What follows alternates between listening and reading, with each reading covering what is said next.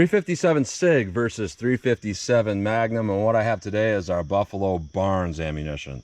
Buffalo bore using Barnes bullets, and these are lead-free TAC XP bullets. The 357 is actually considered XPB, but 125 grain with both, 125 grain lead-free hollow points.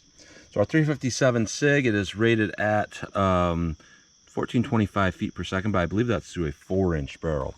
A 357 mag, that's a pretty hot loaded round. I believe it's rated at 1591 through a 4-inch barrel, and through a different barrel, it just has a regular rating here of 1650 feet per second. It doesn't list the barrel length, but this is some really expensive ammo and some really powerful rated ammo. So we're gonna see what we get today. And I'm gonna use my 5-inch barrel Smith & Wesson M&P conversion here. I like to always compare my 5-inch barrels here to my 4-inch revolvers, my 5-inch semi-autos to my 4-inch revolvers, because you have about the same overall size. You know, you can replace one with the other in the same carry size essentially, and you get the same amount of barrel travel, because in semi-automatics the chamber is not counted as the barrel length, or it is counted, I should say, as where a revolver you get that full 4-inch. So I'm going to go through the chronograph to see what kind of velocity and accuracy we get at the same time. Then I'm going to hit our ballistic gel pack test here, and I'm just going to go into plain clear ballistics to see what the best potential of those bullets are, of those cartridges are. And after that, I'm going to put on 4 layers here of cotton sweatshirt on the front of this first 3 inches that represents our pectoral muscle. After that, we're going to have a 1/4-inch medium density fiberboard that represents ribs or sternum, and then I'm going to shoot up my steel to see what kind of overall practical accuracy I can get with these cartridges. So let's get started with this test. All right, I'm about 5 yards from the target, 4 yards from the chronograph. First up, our 357 SIG. This is rated at 1425 feet per second, but that's through a 4-inch barrel. So let's see what I get through my 5-inch barrel M&P here.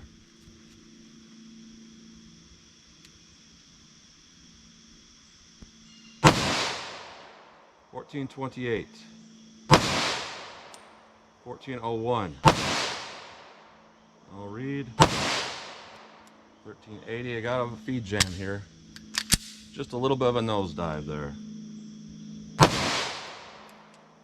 1449, so not as consistent as what I would like to see.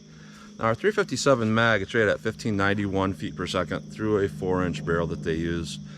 So we're going to see how close we get to 1591 feet per second. There is a warning on these boxes, and it says do not fire them in any alloy framed or alloy cylinder revolver. So don't fire them through like a 340 PD with that titanium cylinder. Also don't fire them through anything that's like an alloy frame that has a steel cylinder, or just alloy in general. So it just says it's safe for all 357 steel revolvers. So let's see what we get here with our 357 mag.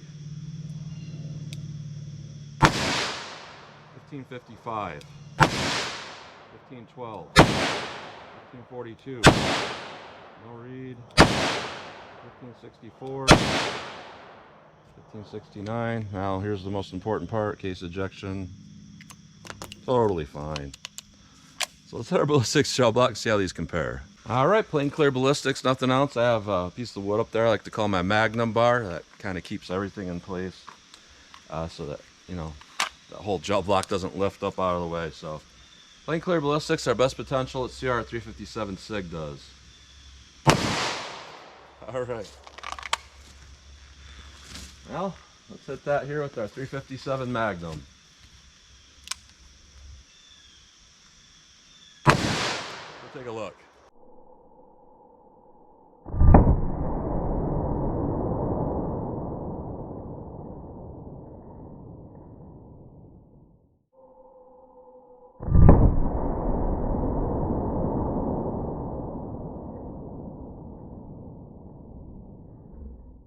All right, so we got some really good performance overall, and you know, very consistent. Even though our velocity wasn't necessarily consistent, this whole test is very consistent. You know, both these bullets are 125 grain, but we see a little bit more penetration with our 357 mag. I typically see that when I have pretty much identical expansion on bullets that are the same weight. You know, it can't really do much more to get smaller or bigger for expansion, so just the extra energy will push it a little bit deeper, and that's what I think I'm seeing here. But both look like they did really well. Almost looks like the 357 SIG did more damage, and what we're seeing there is about 16¼ inches. And our 357 mag is about 17¾ On these back bullets and channels, for whatever reason, my camera skews them, so sometimes it looks like my finger's not lined up with it, and the further I go this way, it shows it off. So I always like to make that point, because even looking back on video, it looks like I'm putting my finger like an inch away from the bullet, but I'm not. I'm actually lining it up perfectly. But what we're seeing there is really good performance. So let's put on our fabric and our MDF and see how they do now. All right, 357 SIG through our 4 layers of cotton t-shirt fabric, 3 inches of clear ballistic, 1/4 inch MDF. So let's see how our 357 SIG does. Let's try 357 mag. All right, same thing, 357 mag. Let's see how this does. Let's go take a look.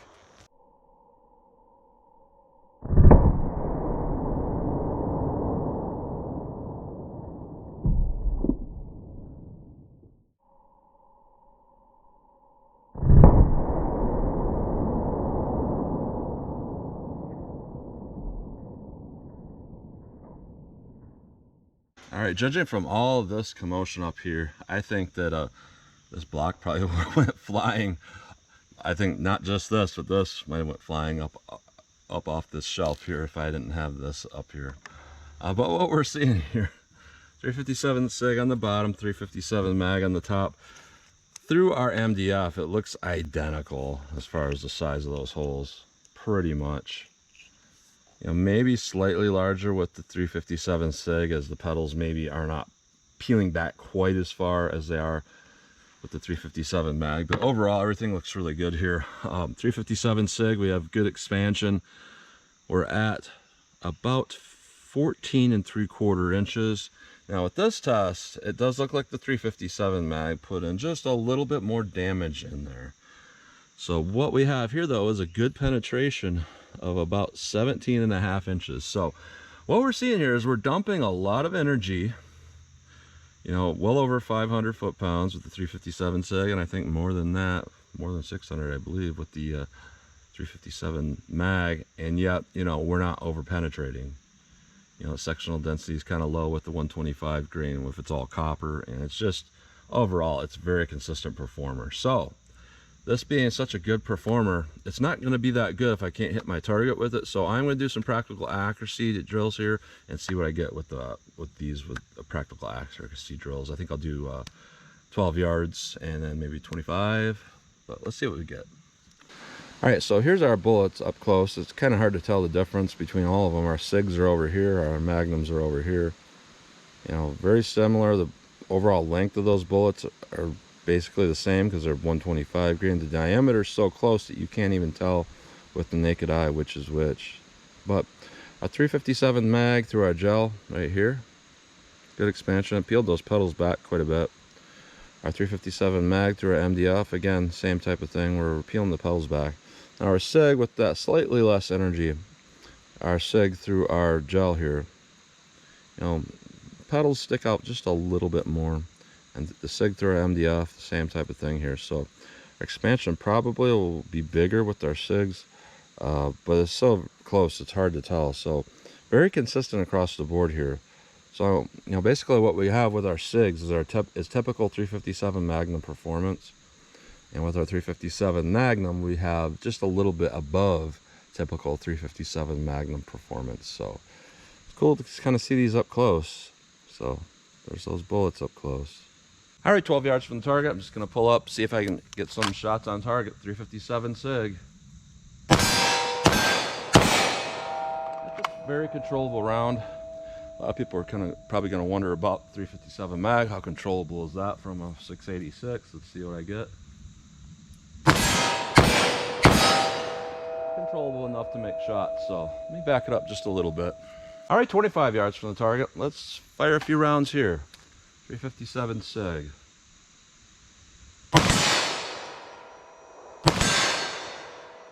Let me aim for a headshot and see what happens. A little bit low point of impact. 357 mag. Let's see what this does.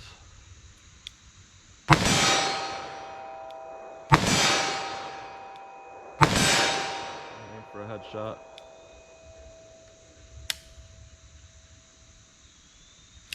Yeah, I was out of ammo. But that brings me to the next point. A lot of people are probably wondering about these, you know, bullet profile, nose shape, and all of that, and the brass. That's a really important thing to know. You know, how well does it reload? So let's see how well it does on a reload. Very good reloading ammo. So now for fun, let me back it up more and see what I can do from 75 yards. All right, 75 yards from the target. I know a lot of times people don't like when I do this because they're like, well, it's not self-defense. But you know, just knowing how something shoots isn't necessarily saying that I'm getting into practicing a shootout from 75 yards. There's rare circumstances where you might need to stop a threat from that distance. But when I look at stuff like this, sometimes I look at full-size guns. I look at kind of SHTF situations. Barnes is a really good bullet, known for being a very good hunting round. So if you could hit like a deer at really any distance with these, I think it would do a good job. So to me, knowing what they'll do from distance matters. So 75 yards. Let's see if I make any hits with this 357 SIG.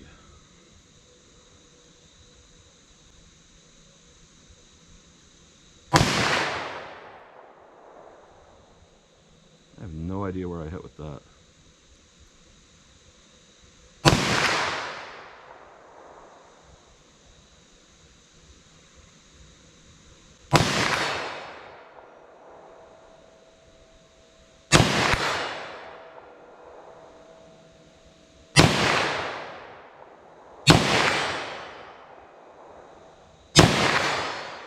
So it does look like the point of impact is lower than my sights with this particular ammo.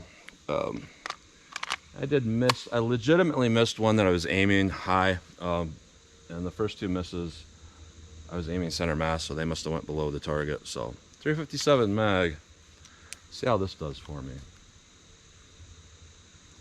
A lot of people like to shoot single action. They say it's more accurate. It's actually not more accurate for me because I wobble a little bit, and the strain that it takes to hold that grip and double action gives me more footing to hold on to.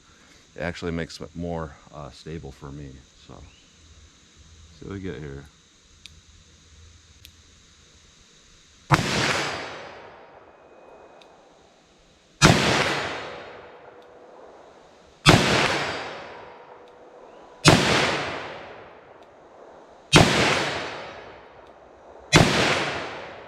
All right, so I can actually see that whole target swinging at 75 yards. That's not something I normally see. So case ejection, even after all of that, is really good. You know, they're using Starline brass, very good brass. I don't think I've ever had a misfire with buffalo bore. If I have, I don't remember. It was probably something wrong with my gun. But you know, this is where I do need help sometimes with doing these videos.